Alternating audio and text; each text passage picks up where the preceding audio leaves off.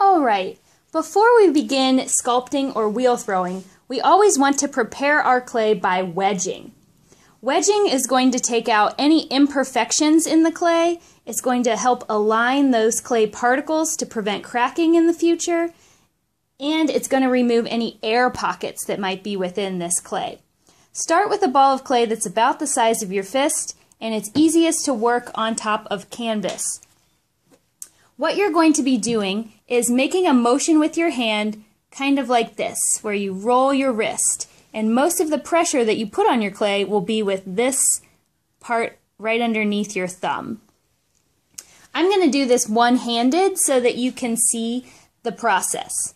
So what I do is I rock the clay up onto this little point, and I'm going to use this part of my hand to force it down and over. Remember, it's a rolling motion of the wrist.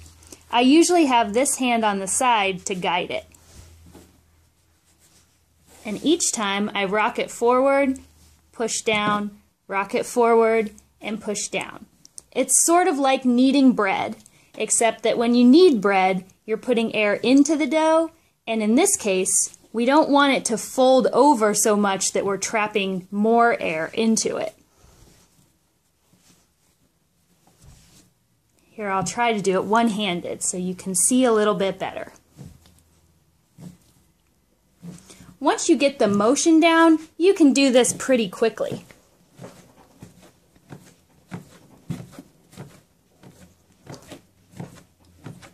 And you'll start to see a spiral happening around the outer edge.